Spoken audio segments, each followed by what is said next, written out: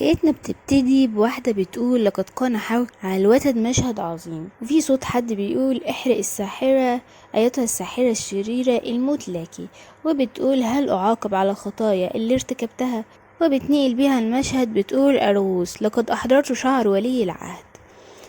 بيقول لها أوه حبيبتي ريري لقد فعلتيها، إذا ألقينا لعنة بهذه الخطوة فإن أخي سوف يلقى نهايته قريبا، ولكن أولا لازم إن احنا نحتفل.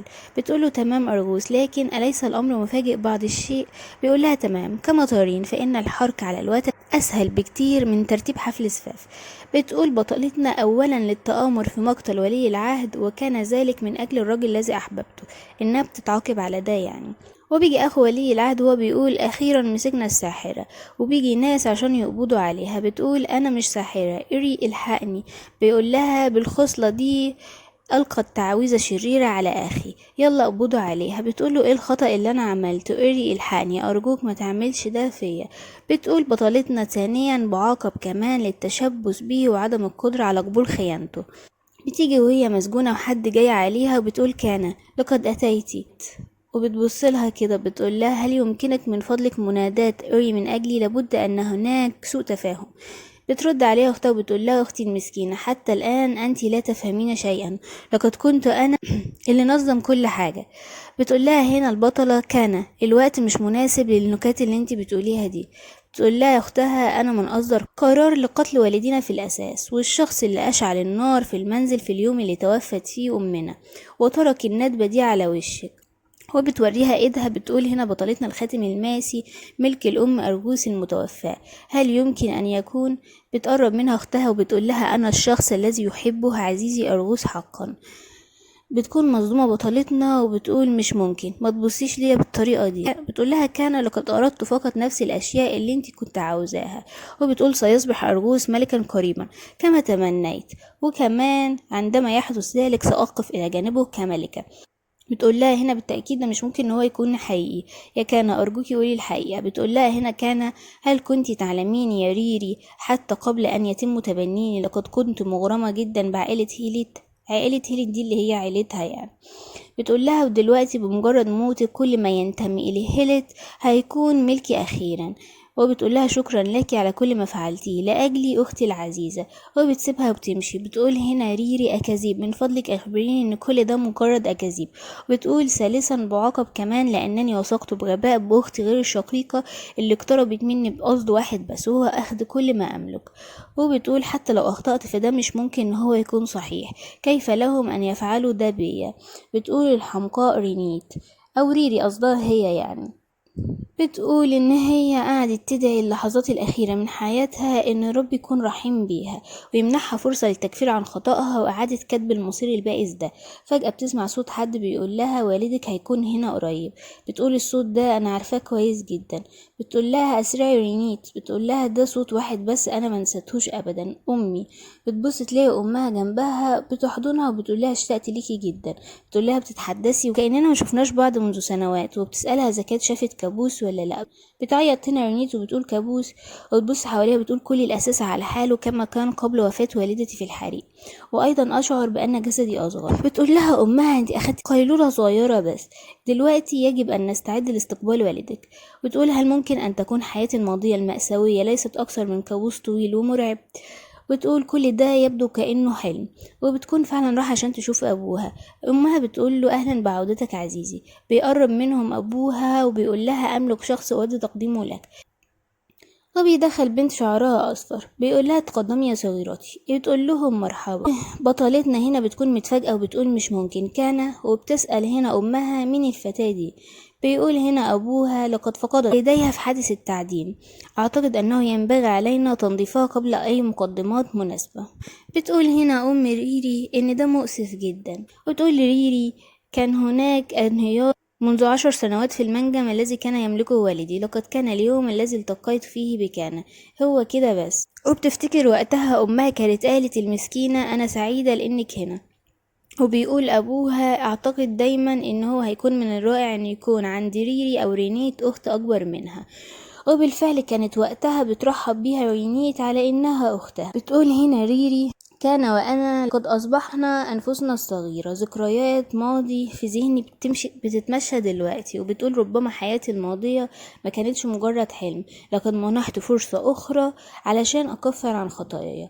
وبتبص كده وبتقول لأبوها لقد اشتريت لي خادمة شخصية، أليس كذلك يا أبي؟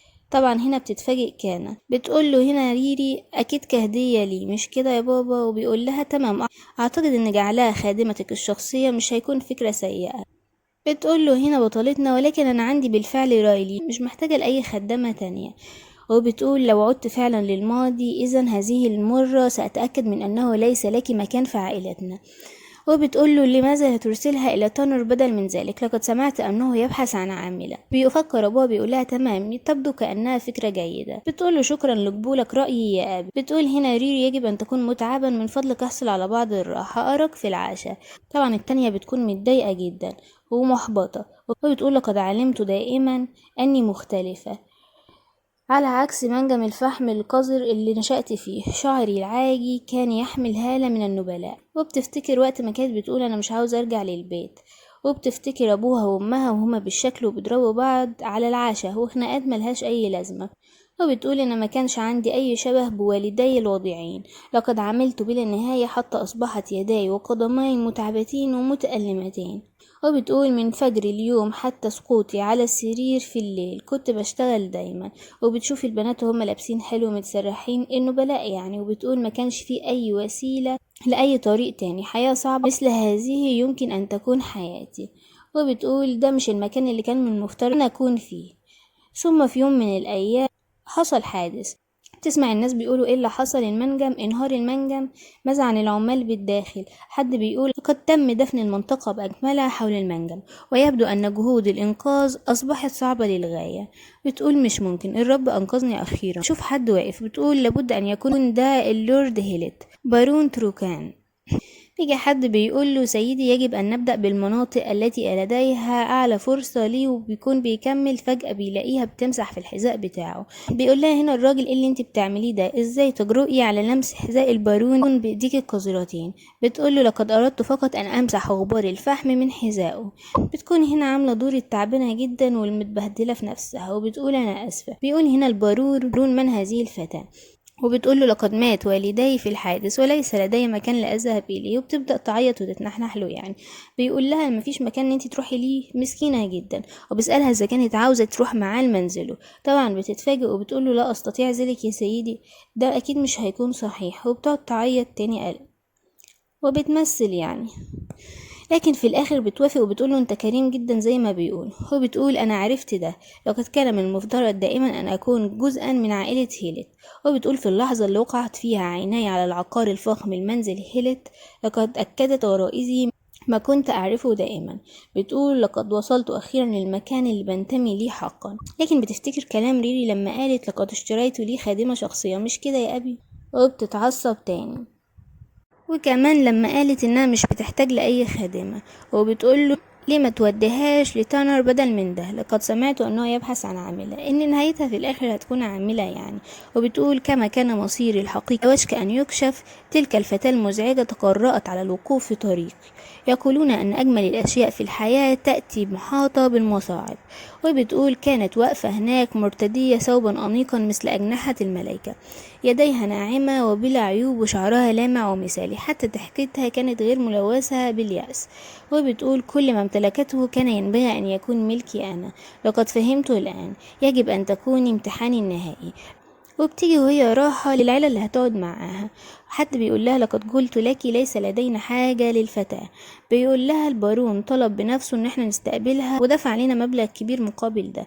بتقول له انها نحيفة مثل غصن الشجرة، ايه العمل اللي ممكن انها تقوم بيه؟ تقول له الست ممكن نكون الافضل لينا ان احنا نبيعها لأي حد بقى يستغلها أي استغلال. بتقولي هنا كان لقد عملت في المناجم قبل مجيئي إلى تروكان، أستطيع القراءة والكتابة وأتعلم بسرعة، أستطيع أن أفعل شيء أنتوا بتطلبوه مني. بتقول لها الست إن معرفة كيفية القراءة مش هيفيدك هنا.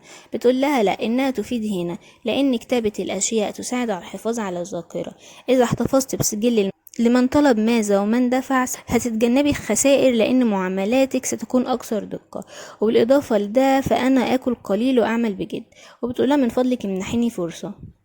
وبيكون تفكير كان لا أستطيع أن أنتهي في بيت دعارة، يجب أن أبقى هنا لفترة من الوقت وإيجاد طريقة للعودة لقصر هيلت. بتقول هنا الست تمام، ارتدي القفازات وابدأي بتنظيف الرف. بتقول لها تمام شكرا ليكي سيدتي. وبتقول لها كل دي مواد كيميائية مختلفة. بتقول لها أيوة. بتقول لها أعتقد إن هو هيكون من المفيد وضع علامات عليهم لتجنب الخلط بينهم.